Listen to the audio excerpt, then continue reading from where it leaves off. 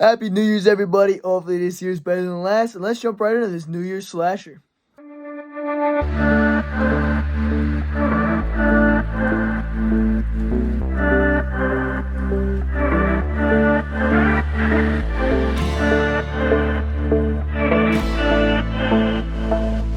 New Year's Evil came out in 1980 on a tight timeline. From the beginning of filming to being released only took just over 2 months, which is a huge feat.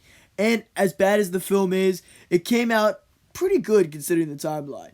From October 15th to December 19th in 1980. That's impressive. Arguably more impressive is the soundtrack I was shocked Godwin had nothing to do with. A total of 10 songs credited, although I don't remember there being that many, but the main theme song's pretty good.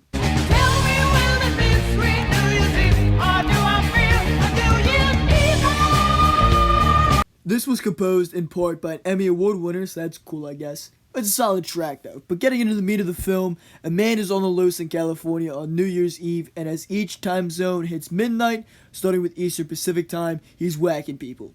He uses a voice changer and calls into the station playing our theme song and threatens to kill the friend of the host. It freaks her out, and the cops monitor the venue where they continue to perform at, and her son is also at, who I thought was her brother at first. It's kind of weird. Shadow and Made in Japan continue to play throughout the night as bodies stack up. Banzai! The opening kill was admittedly pretty lame, but it gets us to introduce the villain who calls himself Evil. Evil! He sneaks his way into a mental wing in a hospital, and he runs into an 80s nurse smoking, as you did in the hospitals back then. So he smooth talks his way into sleeping with her, as you do. And when it's the next midnight, it's time to start recording, and he actually records him killing her, at least the audio of him killing her, right as the ball drops. He calls back to play the recording and tell the police where to find the body. Meanwhile, the son, who's also played by Mike from Killer Clowns from Outer Space, is busy, finding himself. I think I have a mental disorder.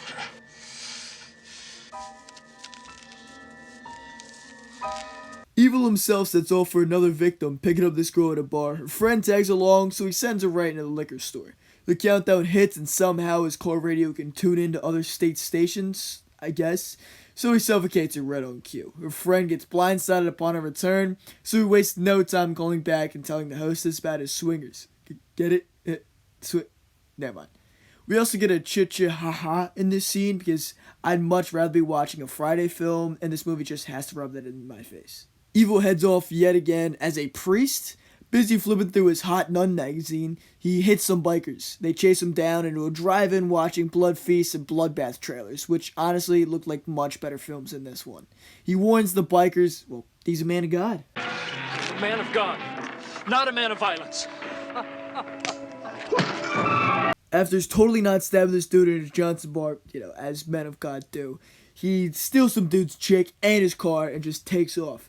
And countdown's about to hit, again, several states away, but she jumps out. Surprisingly, he isn't that broken up about it. I mean, he chases her down, the police show up, and she actually survives, but I'm a little bit more mad than he is that he messed up. I mean, he made a promise that he'd kill whatever you countdown, but whatever. Instead, he just heads to the venue where the hostess streams from. Once he's there, Evil drops a cop with a brick and uses his uniform to sneak inside. The whole floor is on lockdown in anticipation, but instead, he gets right in. He switches his outfit to talk to his wife, who's revealed to be the hostess Diane. The cops link the abandoned Mercedes around the killings and abducting to him. And he was also a patient in the hospital where the original killing was, so it all starts coming together. But it's all just too late because he, takes over the breaker panel, which sends the elevator well out of whack. He manages to chain Diane to the bottom of the elevator, and after a long monologue about her controlling his life and not being there for their son, he just decides to send the elevator all the way up and all the way down. Sounds like an awesome kill, right? Nah, the police kind of ruin it. They show up, they start shooting, they start blasting. They kind of end up saving her, I guess. And they end up chasing Evil to the roof. He's cornered and decides there's only one thing left to do. And that's, wait, who dropped the mannequin? And of course, we have to end with a sequel where the son, Derek, takes the mask off his dad's corpse and takes over the ambulance driver. So he drives away with his mom in the back, and the camera shows the driver dead right as the radio lets us know, Hawaii, the ball is dropped. decent little ending to a very average early slasher in a year with other slashers like Schizoid, Final Exam, Maniac, Christmas Evil, and a bunch more. It doesn't have the lasting impact nearly as big as any of those, but falling in that, holiday slasher horror catalog like Mother's Day or Terror Train, it's not as big as those, but it's still a fun watch. The film still has its upsides. There's a great mirror shot they play for suspense, and although the kills feel rushed and super average, we have the perfect opportunity for a great elevator kill, and we kind of wasted it. The whole film kind of feels like that. It's a little rushed, a little average, but it's fine. The film has a lot of moments that quickly, after this film and a few others, kind of become big tropes, a little bit beforehand too, like the old greaser kid with the switchblade comb, or the punk rock theme. And my biggest gripe with the movie is, well, the killer doesn't hold to his promise. Not only does he not succeed to kill at each midnight, but he fails to kill Diane in the end, which is what he said at the beginning he would do. And it would have been a highlight kill for the 80s for me. Still a fun watch, and honestly, it's a great seasonal slasher. But if you enjoyed watching, I hope you did. Follow me here and on Facebook and Instagram for more daily content, and join the Facebook group Fandoms Unleashed for discussions behind the scenes look at Connor's comics. All linked down in the description below, and I'll catch you on the next one. Shh.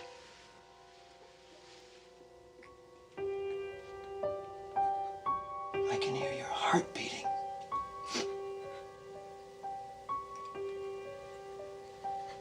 I don't like that.